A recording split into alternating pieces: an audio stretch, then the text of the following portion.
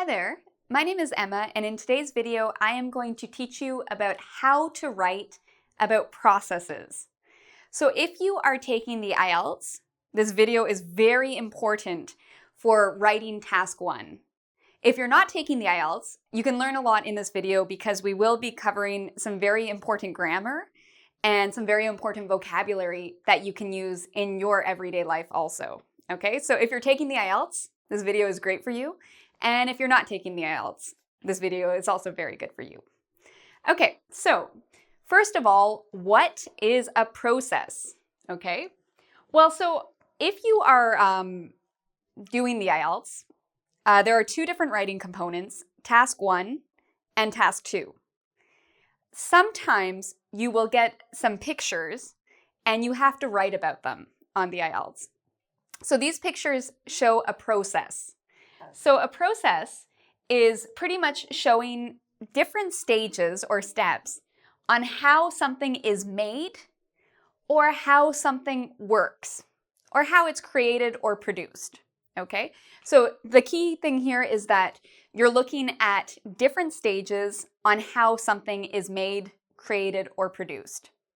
Processes can be natural or they can be man-made. So for natural, if you can imagine in science, you might learn about how photosynthesis works with plants. Okay, you might learn about how mushrooms grow. Okay, how animals mate. These are all processes. In terms of man-made, an example of a process would be how concrete is made, or even how chocolate is created and produced. Okay, so on the IELTS, you might, because there are different versions of the test, you may have to look at some pictures and describe a process and describe what is happening in this picture. So I've drawn a very simple process, okay? And this is the process of taking the IELTS, okay?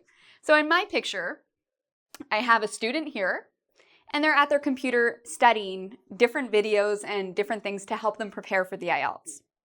So this is my first stage, or my first step. The second step in my process is actually taking the IELTS. And the final step is the student looking very happy, saying, I got a great score, okay, because they studied a lot and they practiced a lot. So on the IELTS, you will not get something like this, that's this simple. It'd be great if you did, but usually the processes are more complicated. They're more complex. You might have 10 pictures of something like how to make coffee. But the key here is you will see a bunch of pictures and you need to figure out where the pictures start and where they finish. What is the final product? Okay, so in this case, the beginning is watching this video and the end is getting a high score on the IELTS. Okay, in making coffee, maybe the first process is getting the beans. Maybe the last process is actually drinking a cup of coffee. Okay, so it's good when you see a diagram to figure out where's the beginning and where's the end. And also thinking about, is it natural or a man-made process? Okay, so if you are taking the IELTS and you get a bunch of pictures in the writing section, a couple key things here. You will have to write 150 words where you describe the pictures, okay? And you have 20 minutes to do this. So what you pretty much need to do is summarize what is happening in the picture. So you're just reporting the main features, you're summarizing what you see. You are not giving your opinion, okay? You do not say what you think about the process. All you need to do on the IELTS is say what you see and describe it, okay? You're also not adding information. If you know about, for example, how to make a cup of coffee and you have to describe this process, maybe you have a lot of information you know about this, but if you don't see it in the pictures, you don't write about it, okay? So in this video, I am going to teach you about sequencers, which can really help your mark, as well as grammar, the passive voice, which is something we use a lot when we are describing processes. So let's look at those features now. Okay, so in this video, I'm not going to tell you about how to write your introduction, but I just wanted to be clear, it's very important that you have about maybe 2 sentences to introduce what the process is. In your introduction, you can talk about how many steps or stages there are, and you can also say what the image or the diagram or the illustration is showing. What is the process? One really important thing that you should include when you're describing a process, whether you're writing the IELTS or just in general, is you should include sequencers. Sequencers help us understand the order of something. So it helps us understand what is first, second, third, fourth, and so on. So you know which the different stages. So we have here a bunch of sequencers. Okay. And I also have here, can you guess what this is? This is a sandwich, okay? I'm not the best artist, so I apologize, but here is my picture of a sandwich. So I'm going to describe how to make a sandwich using these sequencers, okay? So first of all, is a great one to use at the beginning. This is great on the IELTS, or also the first step, or the first stage is. These are great to begin with, okay, when you're describing a process.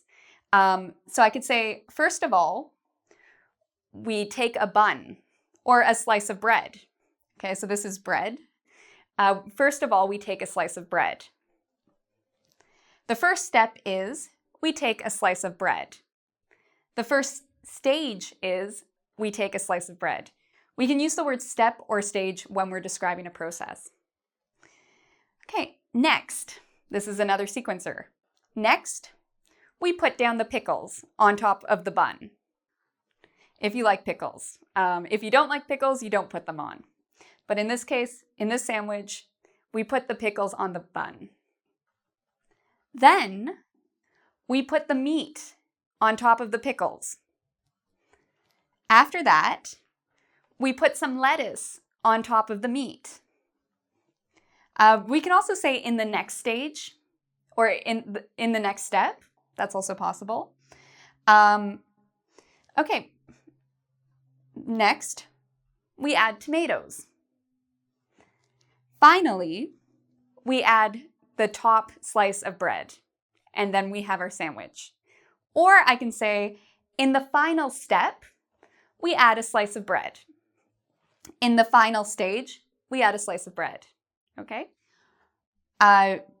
Before we have finished making our sandwich, maybe we can put, oh, well, I guess that doesn't work. Maybe we can put something on top, like an olive, okay?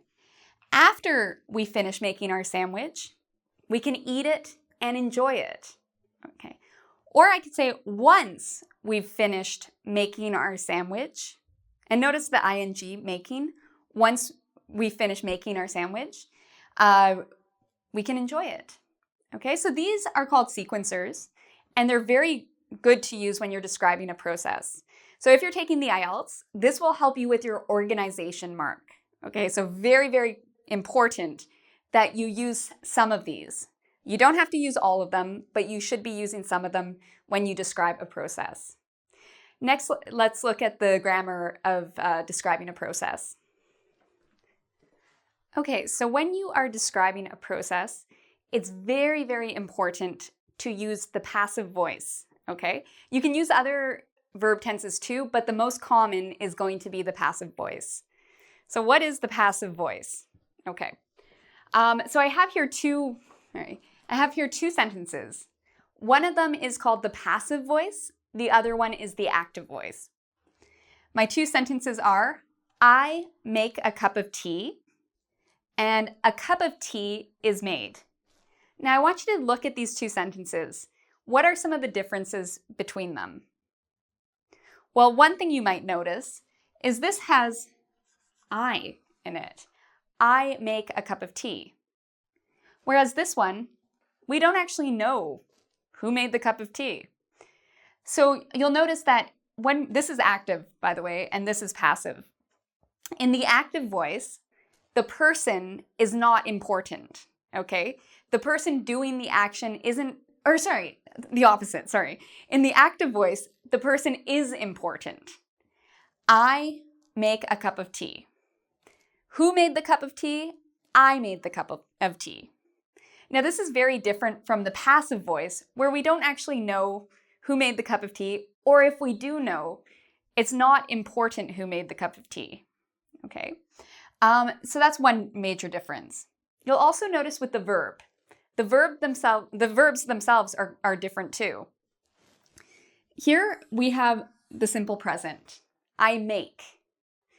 Whereas if you look down here, we have is and made. So when we use the active voice, we're just using, simple present, simple past. We can pretty much use any tense, but you'll notice there is no be verb. Whereas here, a cup of tea is, we have the be verb, and made, we have a past participle. So the construction of the two sentences is different, okay? So if you're wondering what the rule is, for the passive, we have an object. In this case, our object is a cup of tea. We have the be verb. So in this case, is the be verb. It can also be was, or has been, or will be.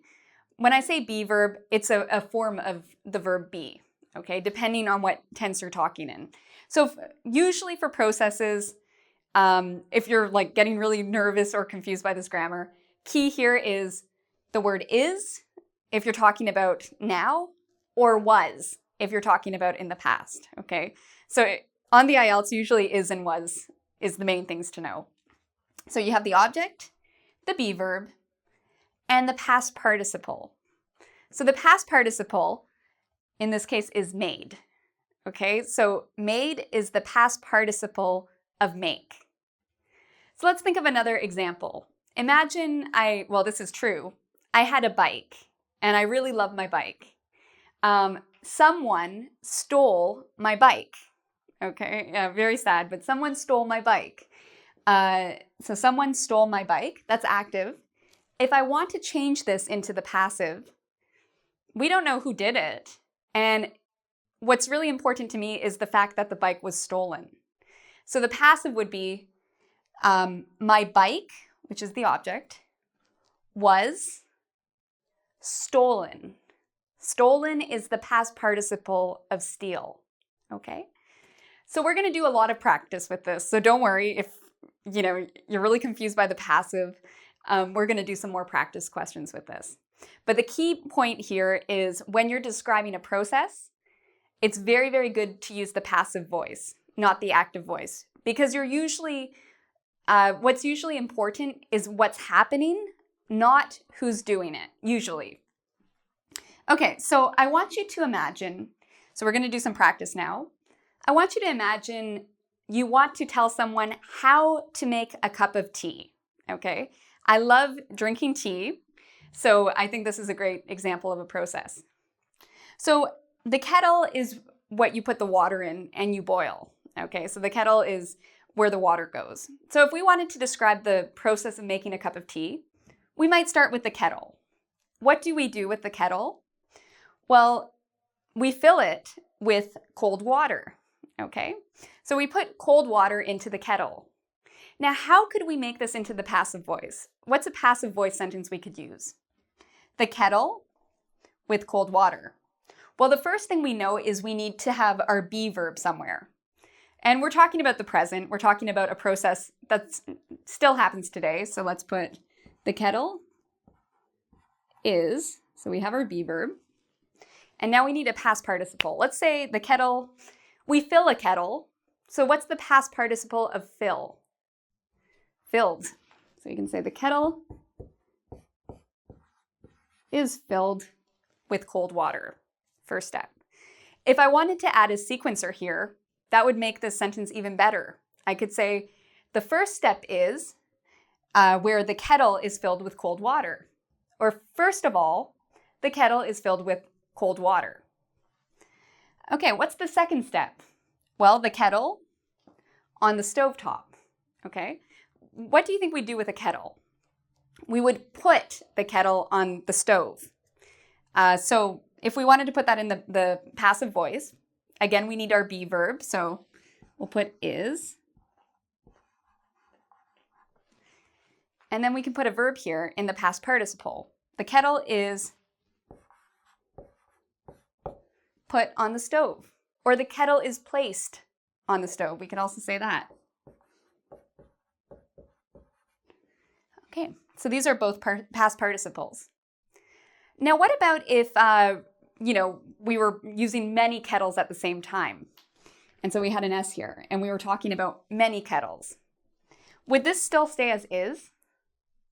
No. When we're talking about plural, kettles has an S, and it's plural. So this would actually turn into are. The kettles are put on the stovetop. The kettle, because there's only one, is filled with cold water. Okay, so what's another step in the making of tea? In this case, a cup and tea bag from the cupboard. So I take a cup and a tea bag from the cupboard. So how can I make this into the passive voice? Well, a cup and tea bag. So how many things do we have here? We have a cup and a tea bag, so that's two. So we would use the verb are. So they are taken from the cupboard. We take the cup and the tea bag from the cupboard. The cup and tea bag are taken from the cupboard. So again, we have our be verb and our past participle. In terms of past participles, these are things you just need to memorize.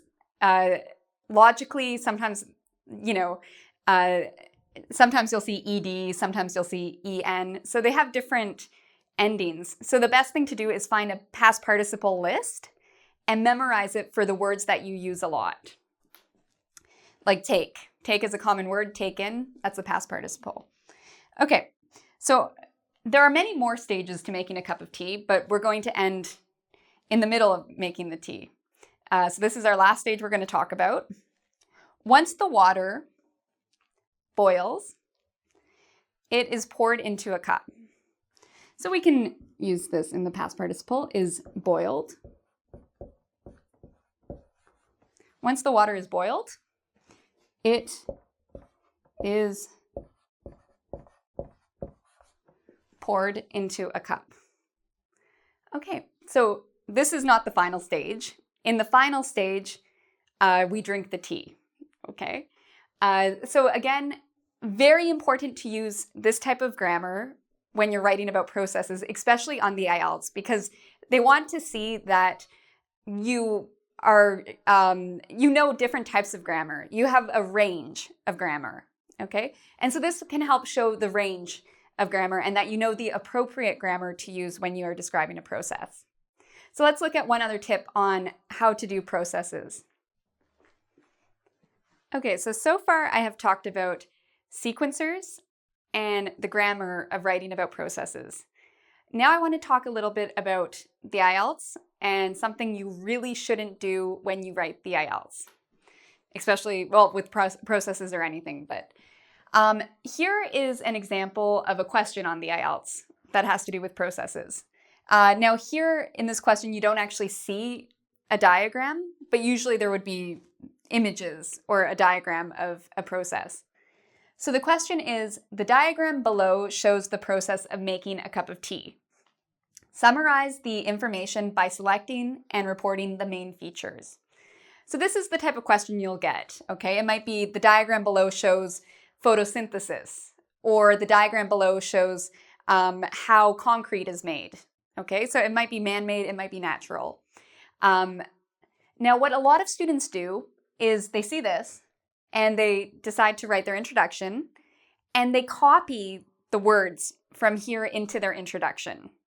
So they read this and then they start their answer with, the diagram below shows the process of making a cup of tea.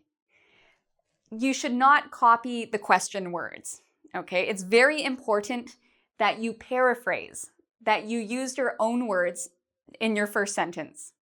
So if this was the question I had, a couple things I might do is, instead of using the word diagram, I might use the word illustration or images, okay? And instead of using the word shows, I'd use a different verb. So instead of the diagram shows, I would say the illustration demonstrates, or the diagram illustrates, okay? So it's good to change the language. And this is one of the easier ways to do it, is change the verb. If they use show, use demonstrates or illustrates, okay? And if you can, instead of using the word diagram, use the word illustration or images, okay? Another thing a lot of students do is they would copy the rest of it, the process of making a cup of tea. You can also change this around. So in my example, I put the diagram illustrates how a cup of tea is made. So I've changed it from the active voice to the passive voice. You don't have to do that. My main point here is don't copy the instructions. Use your own words in your introduction, okay? Another tip that's very important when you're describing processes is take a couple of minutes to actually look at what's happening. A lot of students, they start writing, but they don't actually understand the pictures they're looking at. So take a moment to figure out, where does the process start, what happens, and where does it end? What is the final product? How many stages are there? How many steps? Okay, so it's important to ask yourself some questions before you start writing to make sure you really understand what the pictures are showing you and what the illustration is showing you. So I hope you've enjoyed this video. I know the IELTS for a lot of students is a very stressful and scary thing. So I'd like to invite you to come visit our website at www.engvid.com. And there you can do a quiz to practice what we've talked about in this video, as well as there's other videos on IELTS and on English in general. So I highly recommend you to come visit our website and check those out. Until next time, take care and good luck.